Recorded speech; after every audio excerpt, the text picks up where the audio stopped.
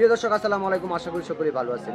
ময়মনসিংহের ভিতরে এমন একটি গ্রাম রয়েছে, যে গ্রামের মানুষ তাদের জীবিকা নির্বাহ করে শুধু কলা বিক্রি করে। শুনতে অবাক লাগলেও এটাই হচ্ছে চরম সত্যি।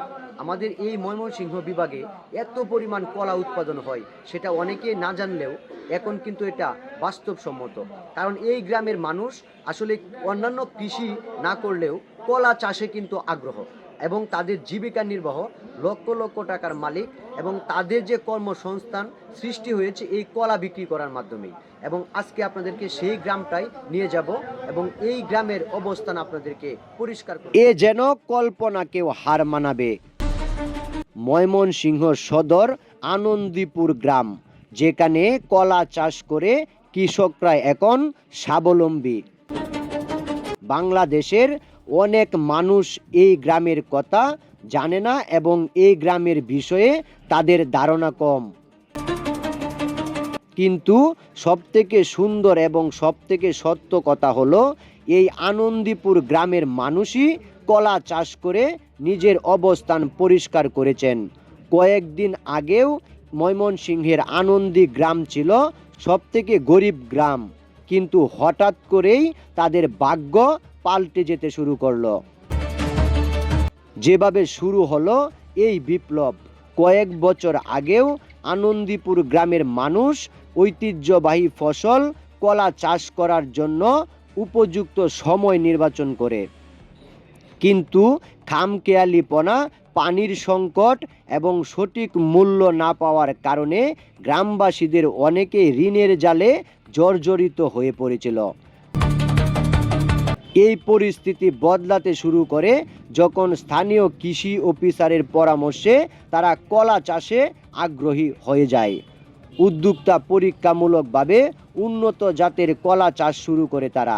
প্রথম বছরেই আশাতীত লাভ হওয়ায় পুরো গ্রাম কলার বাণিজ্য চাষ দ্রুত ছড়িয়ে পড়ে।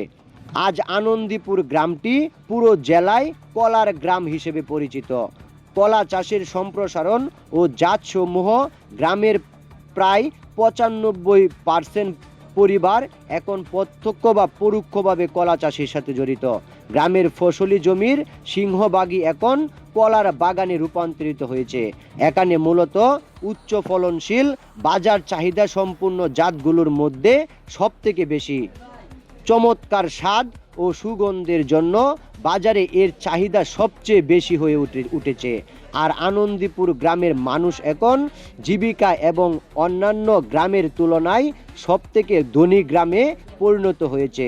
গ্রামের অর্থনৈতিক ও সামাজিক পরিবর্তন কলা চাষ জীবনযাত্রার এক অতপ্রতভাবে পরিবর্তন এনে দিয়েছে।